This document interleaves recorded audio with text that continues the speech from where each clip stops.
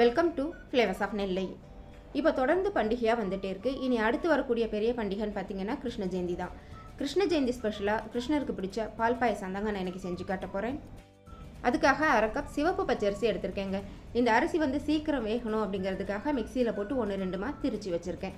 இந்த அரிசியை 2-3 தடவை தண்ணி ஊற்றி ஃபஸ்ட்டு கழுவி எடுத்துக்கலாம்.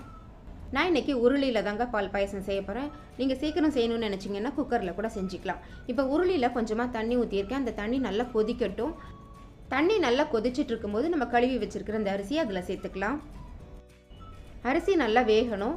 இந்த அரிசி வேகிறதுக்கு தான் கொஞ்சம் டைம் எடுக்கும். மற்றபடி இந்த பால் பாயசம் ரொம்ப ஈஸியாக சிம்பிளான மெத்தடில் செஞ்சிடலாங்க. இப்போ அரிசி நல்லா வேகட்டும். வெந்ததுக்கப்புறம் நம்ம பார்க்கலாம். அரிசி நல்லா வெந்துருச்சு பாருங்கள். இந்த அளவுக்கு நல்லா வெந்திருக்கணும். இப்போ 1/2 லிட்டர் பால் இதில் சேர்த்துக்கலாம். இது காய்ச்சி ஆற வச்ச பால் தான் நான் இதில் சேர்க்குறேன். மறுபடியும் ஒரு 10 நிமிஷத்துக்கு இந்த சாதம் இந்த பால்லையே நல்லா வேகட்டுங்க. அப்போ தான் இந்த பாலோட டேஸ்ட்டுலாம் அந்த சாதத்துக்குள்ளே நல்லா இறங்கும். அதே மாதிரி இந்த சாதம் பால் எல்லாம் ஒன்று சேர்ந்து வரணும். இந்த அளவுக்கு நல்லா திக்காக வந்ததுக்கப்புறமா, நல்லா கொஞ்சம் கெட்டியாக வந்ததுக்கப்புறமா அதுக்கு வந்து நம்ம தேவையான அளவுக்கு இனிப்பு சேர்த்துக்கலாம். இது பால் பாயசம் அப்படிங்கிறதுனால இதுக்கு வந்து நம்ம ஒயிட் சுகர் தான் இதில் சேர்க்க போகிறோம். ஒயிட் சுகர் வேண்டாம்னு நினைக்கிறவங்க கல்கண்டு சேர்த்துக்கலாங்க. 3/4 கப் அளவுக்கு நான் சுகர் சேர்க்குறேன். உங்களோட இனிப்புக்கு தகுந்த மாதிரி நீங்கள் கூட குறைய சேர்த்துக்கலாங்க. சுகர் நல்லா கரைஞ்சி மறுபடியும் ஒரு கொதி வரணும். இது பால்லாம் சேர்த்துருக்கிறதுனால அடிப்பிடிக்காமல் இருக்கிறதுக்காக அப்பப்போ நல்லா கலந்து விட்டுக்கிட்டே இருங்க. அவ்வளோதாங்க. கடைசியாக வாசனைக்காக கொஞ்சமாக ஏலக்காய் தூள் தூவிட்டு நல்லா கலந்து விட்டுட்டு ஸ்டவ் ஆஃப் பண்ணிடலாம்.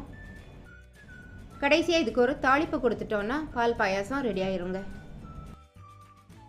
ஸ்டவ்வில் ஒரு சின்ன கடாய் வச்சுருக்கேன். இதில் 2 ஸ்பூன் நெய் சேர்த்துக்கலாம். நெய் நல்லா உருகுனதும் இதில் ஒரு 10 முந்திரி பருப்பு சேர்த்துக்கலாங்க. முந்திரி பருப்பு கொஞ்சம் வறுப்பட்டதும் அதில் கொஞ்சமாக காஞ்ச திராட்சையும் சேர்த்துக்கலாம். இந்த முந்திரி பருப்பு நல்லா பொன்னிறமாகணும். காஞ்ச திராட்சையும் நல்லா பலூன் மாதிரி உபி வரணும். அந்த அளவுக்கு இதை நல்லா வறுத்து எடுத்துக்கலாம். இந்த பால் பாயசம் செய்கிறதுக்கு சேமியா ஜவ்வரிசி எதுவுமே தேவையில்லைங்க. வீட்டில் இருக்கக்கூடிய பச்சரிசி பால் சர்க்கரை இருந்தால் மட்டும் போதுங்க. ரொம்ப ஈஸியாக இந்த பால் பாயசம் செஞ்சிடலாம். இந்த அளவுக்கு நல்லா வறுப்பட்டதும் இதை எடுத்து நம்ம பாயசத்தில் கொட்டிட்டோம் அப்படின்னா கிருஷ்ணருக்கு பிடிச்ச பால் பாயசம் ரெடி ஆயிடுச்சுங்க. இந்த வருஷம் கிருஷ்ண ஜெயந்திக்கு நீங்களும் இதே மாதிரி பால் பாயசம் செஞ்சு கிருஷ்ணருக்கு நைவேத்தியம் பண்ணுங்கள். நான் இன்றைக்கி செஞ்சு காட்டின இந்த பால் பாயசம் ரெசிபி உங்களுக்கு பிடிச்சிருந்தா மறக்காமல் உங்களோட லைக்ஸ் கமெண்ட்ஸ் எனக்கு கொடுங்க. ஃபஸ்ட் டைம் என்னோட சேனல் பார்க்குறீங்களா? அப்போ மறக்காமல் என்னோட சேனலை சப்ஸ்கிரைப் பண்ணி சப்போர்ட் பண்ணுங்கள். தேங்க்ஸ் ஃபார் வாட்சிங்.